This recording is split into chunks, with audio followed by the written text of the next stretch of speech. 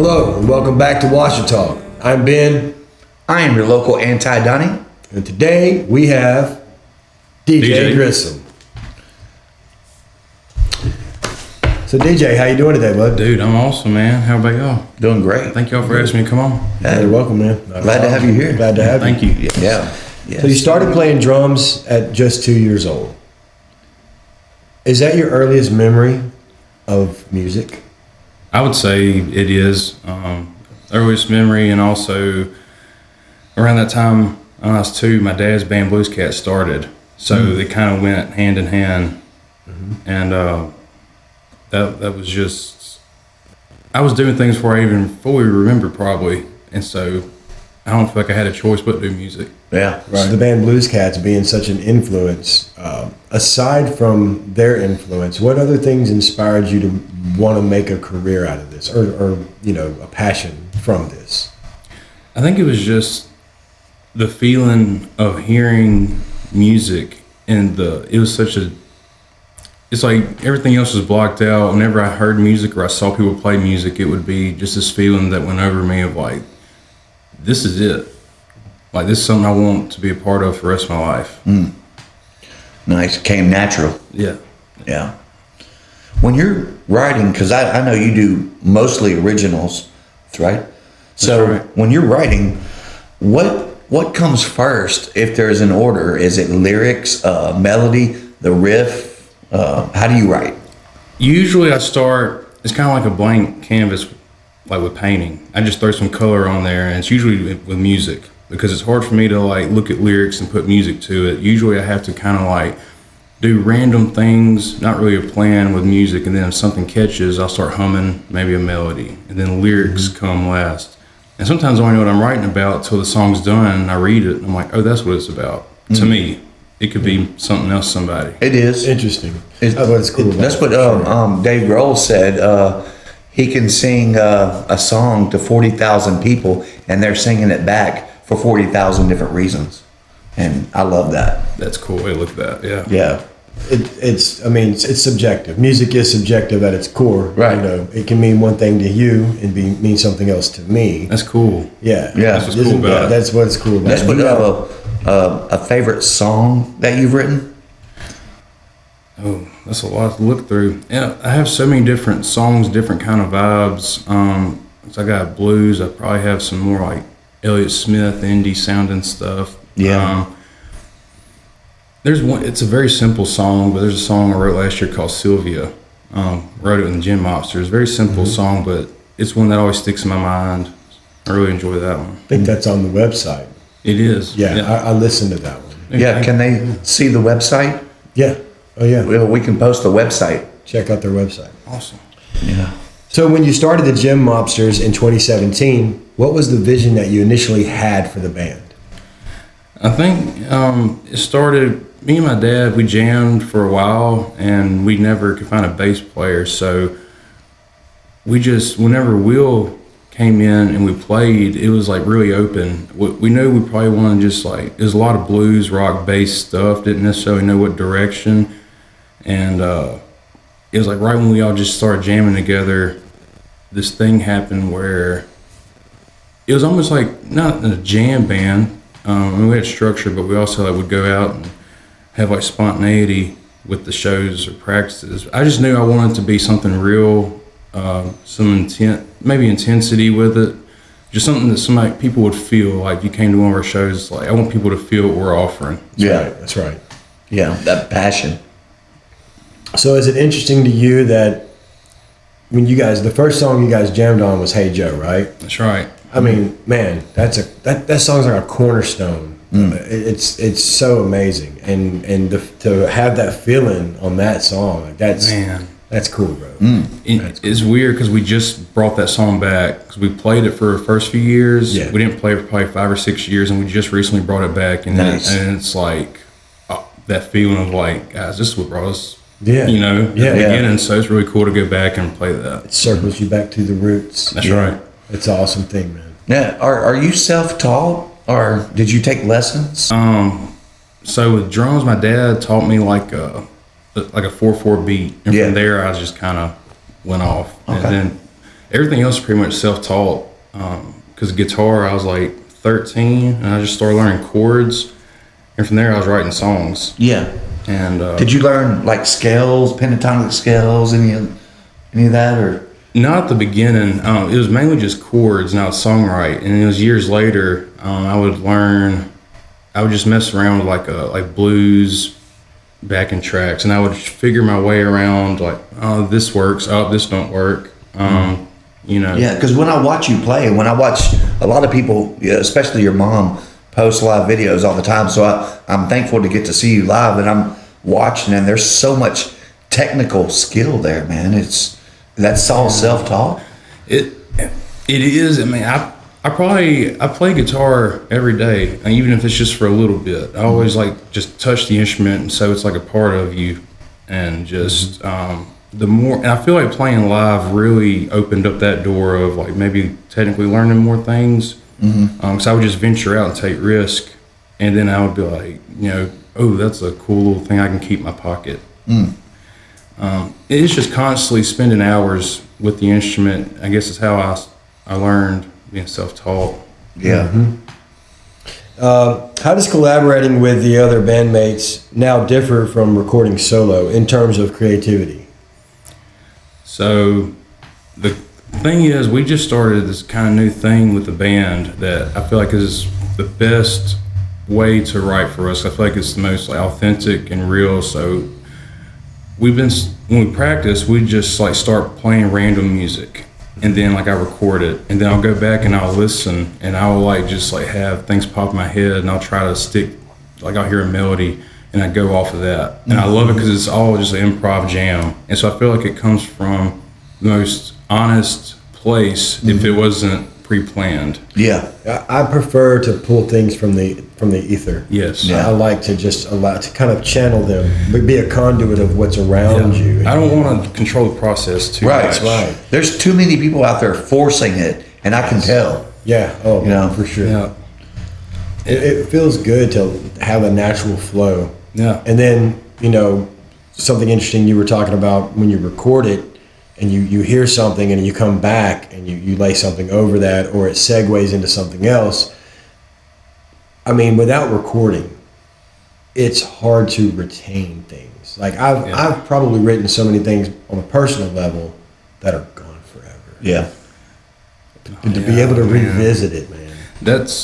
It's different because like versus solo, usually it's a different process being solo and then like writing with a band. But being solo, it's like I write a lot with acoustic. I never write songs with the band on acoustic, really. Yeah. But I like it to all come from the same place. It's kind of like I grab the idea, or it comes to me from somewhere else instead of me in control, because I can get in the way of my own self easy. Oh yeah. And hit a brick wall. Yeah, all of us. sure. Yeah. All of us. And then in the same token, we're all our own worst critics too. Yes. Because then we're like, well, I don't like that no more. I've probably scrapped more than I've released. Yeah. So we first met. Was it Tsunami Days? Trial bar. That was the Trial first time bar. we met because you booked me there. Yeah. And I was like, one of my fortes, one of my passion is giving musicians chances and their first shows and all that. That probably wasn't your first show, but like you were new. I was to us. young. Yeah. How old? I was 21. Nice. Yeah. What was your first show? Like ever live? Oh, so I wouldn't consider this my first full show, but like I would play drums with the Blues Cats when I was like in junior high and high school. I'd sit in for a few songs, but I remember my first show by myself. I was 17. It was a place called the Vucare, a little restaurant on the corner in Rayville. And I was so nervous up there by yourself on the acoustic, and I felt the heat go over me.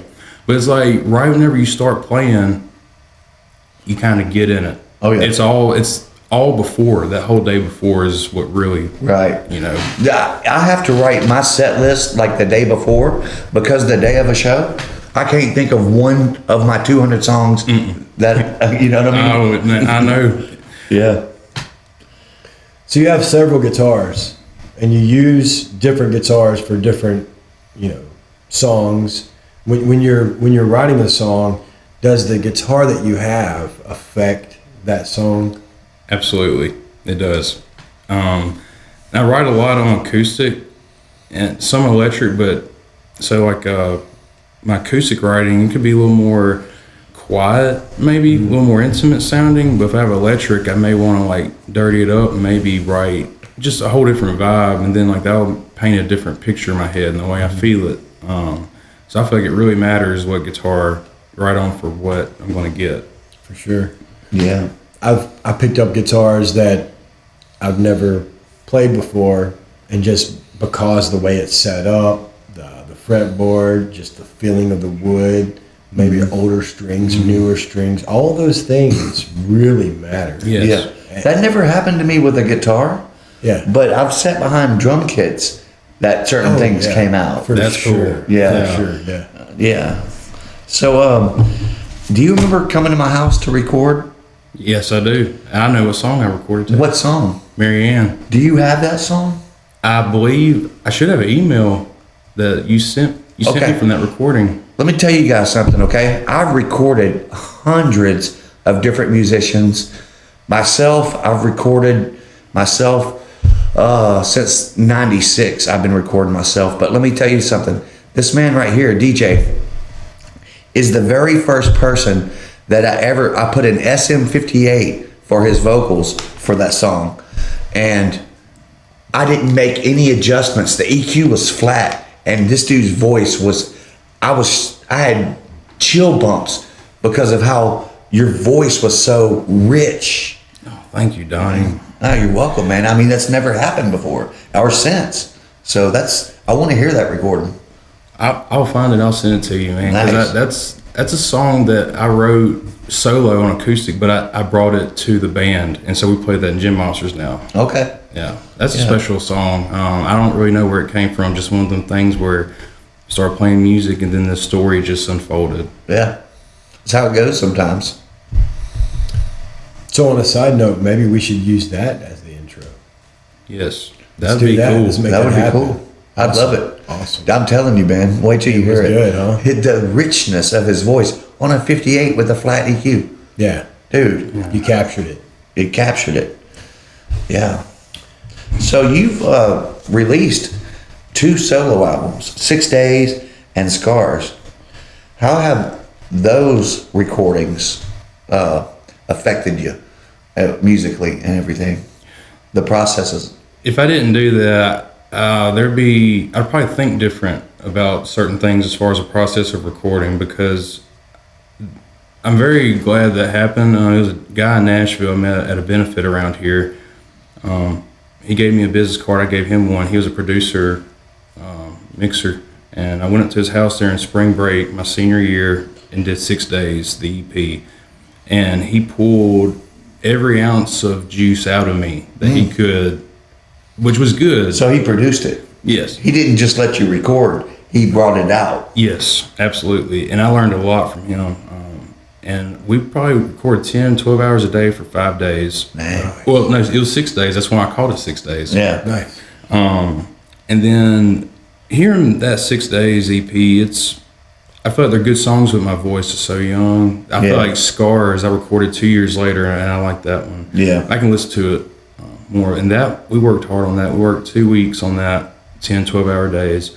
Very rewarding, though, after it was all done. That's the one I've heard. I haven't heard 6 Days, but I've heard some off of Scars. So Love the it. same producer produced both those albums. Yes, same. Awesome. Yeah. Awesome. Nice. And I mean, you're in high school and you're going to record in Nashville.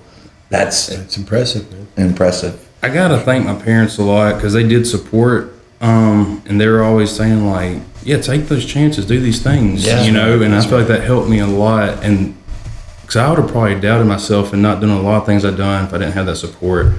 Yeah. And I admire people that were looked down upon or wouldn't approve for them to do that, but they still did it. Yeah. You know, that's incredible. Hey, my parents did the same, and I'm going to tell you, I see this man's dad and mom at every show making videos. That is a blessing. It is. It really is. I don't want to take it for granted. Yes. Yeah. Yes. For sure. I love seeing your mom's videos because I can't get out to every show. She's going to post a lot. She does. So you've called your guitar your shield on the stage. Can you explain what you mean by that? I think it's a thing of protection, maybe. It's like I feel like, you need to be vulnerable with music, but at the same time, it makes me comfortable. Kind of like, I don't want to say hiding behind it, but it's like this thing of protection Yeah. that separates. And I think that's what I mean whenever I say I call it my shield. Yeah. Yeah. Makes I like sense. that. I like that. Yeah. Yeah. So would you say that blues is your central go-to? I would say that because I feel like everything I play, even if it's not a blues song, there's going to be blues elements in it. I think I just love the feeling of the strong feeling from blues, and so Yeah. it could be something totally not that, but I may like just if it's a solo or just the way I play the rhythm, it's going to have blues elements on it. Yeah. Even the way I sing it. And that's what, my dad's band played growing up, and I just knew the feeling I felt, and I'm like, I want to do that. Yeah. For sure. Yeah. So you're a multi-instrumentalist. You can play drums, harmonica, guitar, bass, and now the piano. I've been playing that about 3 months now. That's been fun. Nice. Very fun. Caught that, just turned my phone on and caught that on my feed and was really impressed. I was Thank like, you. Check this Oh, out. Wicked Games. Dude. That was That was beautiful. a Thank you. great cover, bro. I appreciate it. Yeah. I just, I couldn't comprehend it for years, and I don't know what clicked, but I'm not questioning why. I understand it now, because then Yeah. I will not know. Yeah. I think it was like Ian made a comment, I didn't have DJ playing piano on my bingo card for November, Yeah. but hey. And that's cool him saying awesome. that, because he's Yeah, an it was. incredible piano He's player. an amazing, So- amazing pianist. He is. Yeah. Yeah, man. So you've cited Buddy Guy, Stevie Ray Vaughan, and the Drive-By Truckers as influences. What specifically about their music speaks to you?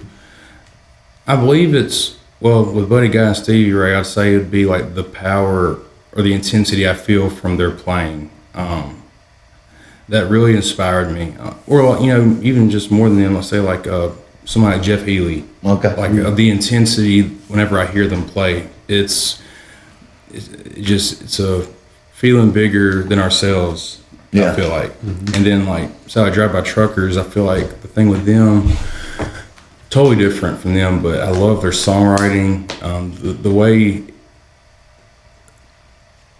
they write the music and the lyrics they put over the music. It's like they create this whole world, their own little world, and it's rock, blues, country. It can be all kinds of genres with them, and that's Yeah. what I like. I like a lot of open doors and not just being pigeonholed to Yes. one thing. Yeah. Yeah. Are there any newer groups that you're getting inspiration from? There's a whole map of probably where I draw inspiration from, but I like to keep that open mind because I feel like I don't want to limit myself. Yeah. And so there's a new genre of music I like. A lot of bands are in it, but it's called bubble grunge. And I really like, it's like rock, but it's pop. Oh. It's, I don't know, it's a cool genre that I like that's kind You'll of have new. to show me some. Yeah. Yeah, I'll check that It's out. interesting. And then, it's not really new, but I've been really into Sparkle Horse lately. Yeah. And that's a little different. Yeah. But just love the vibe. Nice. My favorite band is Ween. Okay. Oh, Nice. You've turned me on to Ween, and I enjoy it. They're good. Have there ever been any particular memorable fan moments with you and a fan? There has, and it was actually recent. There's probably been other occasions, but the first one comes to mind is what I'm going to go with. So we did a Northwest tour with Gin Mobsters. And when we went up there, the first show we played, there was a guy out in the crowd named Sean Crogan. And he's like a Portland legend. And just seeing him out there was, it just made me feel like this is, if I would have like stopped or I guessed myself or doubted anything, this wouldn't be happening right now in this spot. Sure. And it's just a guy I've been a fan of for years, and just seeing him out there in the crowd when I was playing, it's just like nice. Dude, that's a great feeling. It was unbelievable. Yeah, it's a great feeling. Yeah. Tell us about that trip. What all did y'all do? That was probably one of the best experiences in my life. We drove out. It took us about 3.5 days to get to Portland. We played 3 shows while we were there, met a lot of cool people, went to a lot of cool places, and everything happened, I feel like, just how it should. Like the road, it was hard though, tired after those drives. Yeah. But, the gigs went well, we were perceived well. The people up there really listened, like they were there, attentive. And then we drove to Minnesota and played 2 shows there, then drove back down. We did all that in 2 weeks. Wow. Sounds like it's one of those empirical moments where you feel like everything you've done has led you right here, right now, in a perfect place. That's right. Yeah. That's a pure feeling, man. Very. And you're such a thank you. You're such a genuine, kind person that, you know, it bleeds through your music. It really does. Your passion. Thank you. You're welcome. That feels good to hear, because I feel like at the end of the day, that's what I want, like with what I'm doing. It's like I don't want to look like I'm just going through the motions. I want it to be known that like I'm putting emotion and just this real feeling into it. I see it. I see it in the videos. Kind of goes back to what we were talking about before off camera. Anybody can hear you play, but can they feel you play? That's a big thing. Yes, that means a lot. You have any plans coming up? Anything big? Not shows or anything. We'll talk about that later. But like any type of a tour? Well, I think we're planning on trying to do like a Southeast thing next year. We haven't really started on it yet. But I think that might be a plan. I'd love to go back up to the Northwest. Yeah. I feel like I keep feeling this internal feeling of being pulled to keep going there. Yeah. But I think we're going to do that. And we've been writing a lot. We got some songs. We got like 3 new songs in Gin Mobsters that we're ready to record, and really excited to get those out. And then solo stuff I constantly write, and I'm excited to see what I'll be releasing with that next year. And I don't really know yet, but it'll be exciting to see. Yeah. Well, tell us where you want your music to take you professionally. Do you want to do the arena thing? Do you want to, go that far? Or are you happy doing what you're doing? Whenever I was younger, maybe I had a thought of a big idea of like arena shows and all that, but I feel like the bigger shows I play, the less connection I feel with the crowd. And I feel like that's important to have that. And so I'm happy with what I'm doing right now. It'd be nice if I could make it a full-time thing one day. Yeah. But I'm not wanting to do something I don't want to do to get there. Right. So I'm trying, if I get there by, doing what I'm doing and be real, that's great. But if I don't, I'm still going to have fun, sleep good at night knowing I'm doing what I love. That's right. That's right. And you might be able to find a happy medium where you can play these shows that are still intimate. Yes. In the future. It don't have to be an arena, Because there's good sized clubs that, you can play, but you still have that connection with the people. Mm-hmm. Yeah. My thing with that is, it doesn't matter if there's 1 person or 100 people. If you give that same energy, you're being yourself, and it's going to resound back to you. The universe is going to give it right back to you. That's right. And I've seen both of y'all do that. So. Oh yeah, I mean it's a must for me. Yeah. Because that 1 person deserves it. That's right. He or she deserves it. They're a person, and you want them to. Right. They might have just had a breakup. They might have whatever, and you're there to. If your music touched 1 person out of the thousands that heard it, you did your job, brother. Absolutely. You did it well. Yeah. And that's what matters. It really does. It's important. So how do you, regardless of the crowd, how do you read the crowd to give them that genuine, awesome atmosphere that you guys bring to the stage?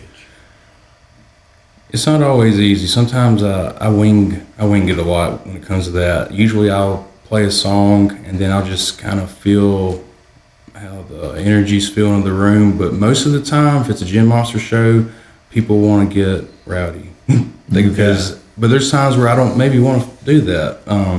Maybe I want to be a little more quiet, intimate, everything be like really quiet. But it seems like people like the energy from the band. Yeah. But acoustically, even then, it's like maybe there's times I want to be a little more intimate, but people want to feel maybe more energy, maybe. Yeah. And that could be me assuming. I could be wrong about all this. Well, yeah, and you're working for them. Mm-hmm. So. Yeah. You got any stories of moments where the crowds got a little too rowdy, or things happened that you were not expecting, or because I know it happens. Yeah, there's now my mind's reeling. I feel like private parties, a lot of wild things can happen that you can't really control. Yeah. It's, and even out in public, you know, I'm stumped on that one. I'm thinking about every show now, so I can't think of any show. Well, exactly. There was this one show Swampgrass did at Sal Saloon, and we were playing, everything was good, and then all of a sudden, pow, pow, pow, we hear gunshots, and we're like, wow. Police come, hey, shut this down. There's something going on out here. We don't want to hear you. Shut it down. So we just started playing acoustically. Oh, wow. And we just kept playing. We were like, we're not going to stop. No, man. We're not going to stop. But, I mean, out of respect, we unplugged. Yeah. 2005, at the Blue Monkey, my Asmata was playing, and we had a streaker. So that's one of the craziest things. Yeah. Yeah. Came up there, did the helicopter on stage. Come on. Yeah, dude. It's on video. Oh, wow. I'm glad that y'all shared some stories from y'all's experiences. Yeah. Yeah. How has your evolving over these years, anywhere from the solo to Blues Cats to Gin Mobsters, all that? Can you give us a summary of your progression and how you're rolling these days with more confidence, maybe? Definitely. I feel like I've had a lot of growth. Yeah. With everything, and playing live, and the more you play live, I feel like just helps with that feeling of that confidence to hit the stage. But I feel like I try to stay open-minded and absorb everything I can, and like I said, just being influenced by everything. And then like I've been even like filling in for other bands and taking upon myself to have to like learn things that I didn't know. It can be stressful, but it can, after it's done, it's like I feel like I grew a lot as a musician to like open my mind to learn something else, because I'll stay in a box if it's just me all the time.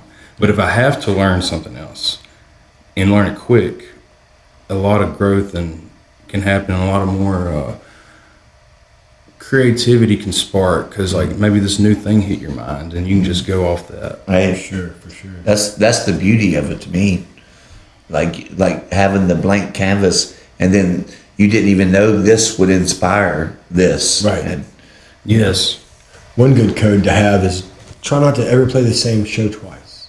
yeah. It's like when I was younger with different bands, I would be like, okay, I'm going to try to just nail this exactly the way it was when we recorded it. And, that's so boring. Mm-hmm. Yeah. That is so boring. And it's not genuine. Yeah. Because you don't feel the same every time you pick up that guitar. Yeah. That's Sometimes right. you're happy. Sometimes you're not happy. And picking up that guitar just made you happy. Yeah. And so then you've got a whole different array of emotions. And just because the song called for this particular vibe, which, albeit that's a good thing to do, to be able to put yourself in that moment, in that tone, but to allow yourself to flow through that, it's like a new frontier of things you can come up with. That's right. True that. I feel like I do that a lot with like say like just like leads or solos. Like I probably never play the same solo twice, and that's just one thing I like, because if I was to have to do the same thing all the time, I feel like the feeling wouldn't be there. Yeah. Did you pick that up from someone, or did that just naturally come to you? I think a little of both, because Gray Martin, the guitar player from Blues Cats, he was the reason I wanted to learn how to play guitar, because he would always just, when he'd go into solos, like he'd just put his head back, close his eyes, and just do whatever he felt. Right. And I loved that feeling whenever I hear it and see it. it's like a roller coaster ride. Yeah. Yeah. How do you capture the intimacy and the passion when you're playing live, but also keep that technical side? Is that something that comes natural, or? It might be. Well, I would say maybe it has to be, because it's like you have to shut. I feel like, I have to shut my mind off, and I just kind of, I'm in the moment and I play, and I try to be as real as I can, but also as much as I play, it's probably muscle memory, because I practice all the time, and just so I can almost like the instrument is a part of you instead of like it being separate. Right. I think it takes that Yeah. to be able to do what I just asked you of combining the passion and the technical. You have to be as one with that That's instrument. Right. Yeah. I never got there. I learned enough chords to play some Nirvana songs, and that's my They extent. sound great, man. I've heard a lot of them. I love your recordings of playing Nirvana, and I'm a big Nirvana fan, so that's really cool. Thank you, man. Love doing it. To me, that's more than just fretboard fluency. Yeah. Again, anyone can learn all the scales. You can learn the ventral scale. You can learn all the scales in the world. But if they're not, if it's not felt, if you're not playing from something in here, then you're just Faking it. You're just picking around. Yeah, you're faking it. Forcing it. It's like, Forcing. I was saying, somebody could shred and play all this stuff, but like I said, if you don't feel it, there can be somebody that just like bends one string and just holds it. Yeah. If they feel it, it's like, that's powerful. That's very much powerful. Yeah. Yeah. Do you have a favorite local band that you like to partner up with, or y'all go to each other's shows, or maybe 2 or 3 bands that are local that you'd like to? There's so many, and I really don't want to forget anybody. That's okay. There's so many. So I think, what was it? Earlier this year, one of the first bands that asked me to sit in with them was the Red Flags, and I sat in and played a show with them. And that was really fun and cool to do. Because Jody Wynn, he was like, dude, man, I've always wanted to play, and right when we did, it was just so natural. It just flowed, and we had fun. And I played a show, Hidden Tracks. That was a really fun show. Nice. That was really cool. Lee Denton, I've been playing some shows with him, filling in. Nice.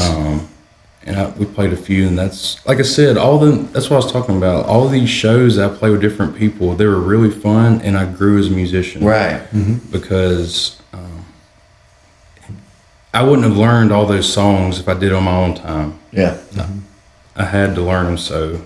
And it takes you out of your comfort, Yeah. And to be pulled from your comfort level is to put you on another level, Yeah. That's right. which is important and growth as a musician.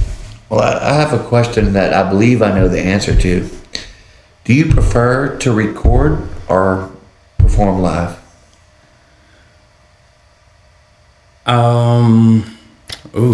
That's a good question, because I feel like there's a little of both. I love playing live. Yeah. I really do. But I also really enjoy recording, but I think as a solo person. Yeah. I really enjoy the recording process as solo. But if I'm in a band, I prefer live. Gotcha. Got you. I feel like when you write a song, whether you're doing it when you're on your own or when you're collaborating with someone else, it almost seems to me like the song doesn't have a residence until it's recorded. It doesn't have a station. Yeah. Because then it's, okay, I remember I played this, but what if I do this? But Yeah. when you lay it down and it now has a life and it's immortalized, Yeah. I think that's important. Right. Like it's an undertaking. Whereas when you're live, you just can go anywhere in Right. a moment. Yeah. But that moment is finalized. Right. That's Right. recorded. And you can go back and hear it, and you can know how you felt in that moment. And if you were recorded not that time of that day, it wouldn't be what it is exactly. If you didn't have 4 cups of coffee that morning, Yeah. it wouldn't have been the exact same. That's or right. Or your wife left you that Yeah, morning. you didn't experience some heartache or what have you. Yeah, you could hear him, but that dude really felt that song. Yeah. He genuinely felt it. Yeah. Do you have any plans to maybe revisit some recordings and maybe revise them or take them to a professional studio or any of that? Or I do have I have a lot of songs because I released a demo album last year, and maybe I would like to like revisit some of those and record them again somewhere different. But also like some of the songs on those early albums when I was young, maybe I'd like to hear how my voice sounds over them now. yeah, sure. Why not? Yeah. Yeah. I have written about 113 songs, and there's probably 20 versions of each one's because home recordings. And about half of those I'd love to revisit. And like you said, I want to hear my voice now. Yeah. And my guitar playing now. I'd love to do that. And I love, that's really cool to have all that. It's like, it can be like, we were talking about quality earlier. Yeah. And if the feeling's there, I really don't care about if the quality's good or not. It's like, if I feel it, and it's just cool to have those, it's a memory. Like I said, songs have life. Yeah. And like everything you record, whether you like it or not, it's real and it's you. Just cool to hold on to those things. Oh, yeah. Music's a time machine. Yeah. You know, it's something that draws you back to a smell, Yes. taste, Oh, Yes. Yeah. you know, A place. a moment, Yes. and it's therapeutical. Oh, yeah. It's good for you. And it can inspire other things other than just other songs. Right. You know? And there's no way to ever know how many people you touched. No. Yeah. No. You never know. We live in a time now, not to cut you off. We live in a time now where that's more true than it's ever been. Because of the access. Because like I can remember cassettes, recording on cassette tapes, and ain't nobody gonna hear this cassette tape unless I go bring it to them and say, bro, put this in the deck, Yeah. But now it's like, Yep. let's go. And you have no idea where it's going to go once it's out there. Yeah, you might have saved someone's life that was going to commit suicide. Maybe. You never know. And that is beautiful. It is amazing. We live in a really cool, interesting day and age to be a musician. Yeah. And glad that I'm alive in the same time as you guys. Me Same too. here. Me too. I think it's pretty Yeah. cool, bro. It's really awesome. Yeah, I'm looking forward to having the Gin Mobsters on too. Tell us about the name. So that name was made up before I was even born. Nice. The origin of how it was made up, I may have to tell y'all after this is done, Understood. but that'll be cool because people will be thinking now. Yeah. Yeah. Very compelling. But I remember it was brought up whenever we started the bands, like, what are we going to be called? And I always overthought band names. Anytime I was in bands with my friends when I was young. Naturally. Same. Yeah, like, stay up all night and be like, it could be this, it could be this. But whenever that name was presented, it was kind of like, this name was said, but it was never used. I'm like, boom, that's what we're going to use. Nice. My mind shut off. I love it. that moment. And y'all's art that you use for it is perfect. Thank Sure. you. I can remember like in maybe 2017, 2018, when one of the bands I was in was, playing a lot, and I started hearing about these guys, the Gin Mobsters, and I was like, that just sounds cool, dude. I want to hear that, Yeah. It's a different name. It's it's a staple now. I feel like it's stuck in my For sure. And Oh yeah, everybody around here knows that name. If they didn't before this, maybe they will now. Yes. that's right. I really am That's cool. anticipating getting you guys together as a band, though. It's going to be cool because I feel like I've done stuff like this by myself, but having the whole band, we haven't really done a lot, so it'd be cool to have everybody. Oh yeah, do sure. that. We'll do it. We'll Oh, do Yeah. yeah, it's happening. It's definitely happening. it. Yeah. If you could give one piece of advice to any young musician starting out, what would it be? I would say don't stop. or don't quit. It sounds simple, but ultimately you can get discouraged easy in the beginning. Sure. And you just keep picking up the instrument. Or it's kind of like whatever initial feeling you had to even start it, remember it, and don't forget why you even wanted to start it or do it. Yeah. And just keep rolling with it, and just really have fun with it. And that's another thing. If you stop having fun with it and it feels like a job you don't like, That's right. it's not good to get to that point. Right. So just have fun with it and don't quit. Love it. Put everything. It's an endless rabbit hole. If I was to start thinking about anything as far as art in general, we're talking earlier, not just music. When it comes to any kind of art, whether it's music or painting, drawing, poetry, tons more of art than that. Just try to come from an honest place and just be real and just love it. Love every moment of it. And until next time, keep the sounds alive.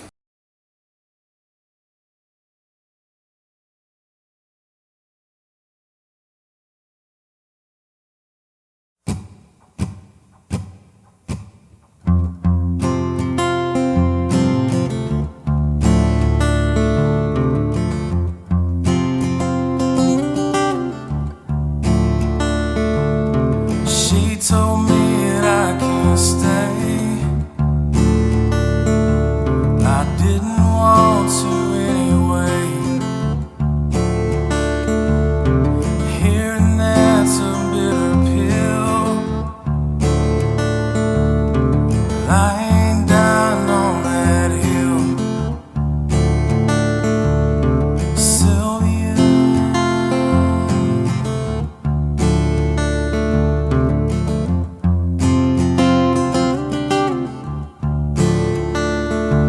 I never like it when you shout, leave me full of doubt. This old house is caving in. Someone else is creeping in. Sylvia,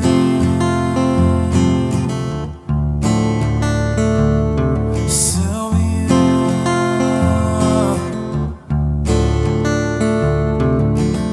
the grass ain't always greener on the other side.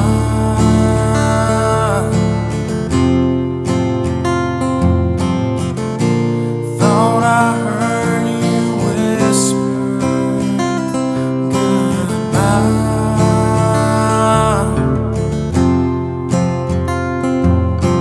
All stars used to shine. Now stars are slowly dying, burning out somewhere far.